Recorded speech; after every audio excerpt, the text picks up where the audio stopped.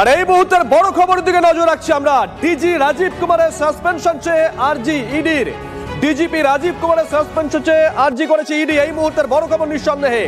আরো ডিটেল নেব জ্যোতির্ময়ের কাছ থেকে। জ্যোতির্ময়, অত্যন্ত বড় খবর ব্রেক করছি আমরা। জ্যোতির্ময়, দেখো, আজকে শুনানির ঠিক আগেই ইডির তরফ থেকে একটা ফ্রেশ অ্যাপ্লিকেশন ফাইল করা হয়েছে এবং সেই ফ্রেশ অ্যাপ্লিকেশনে যে দাবি করা হয়েছে বা যে আবেদন করা হয়েছে তা হচ্ছে ডিজিপি রাজীব কুমারকে অবিলম্বে সাসপেন্ড করা হোক এবং ডিজিপি রাজীব কুমারের পাশাপাশি অন্যান্য আরো যারা পুলিশ আধিকারিক উপস্থিত ছিলেন তাদেরকেও সাসপেন্ড করা হোক। কিন্তু রাজীব কুমারের বিরুদ্ধে যে বিষয়টি স্পষ্টভাবে জানানো হয়েছে যে এর আগেও তিনি মমতা বন্দ্যোপাধ্যায়ের সঙ্গে ধর্নায় বসেছিলেন।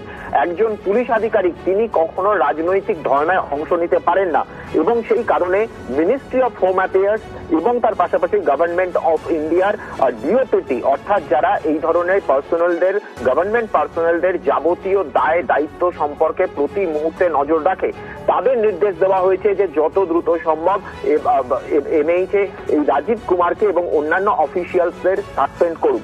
ফলত এই আবেদনেরও শুনানি কিন্তু মূল মামলার সঙ্গে আজকে হবে। সঙ্গে থাকো। এই মুহূর্তের বড় খবর, ডিজি রাজীব কুমারের সাসপেনশন চেয়ে আরজি ইডির। আরজি জানিয়ে সুপ্রিম কোর্টে আবেদন ইডির তরফ থেকে।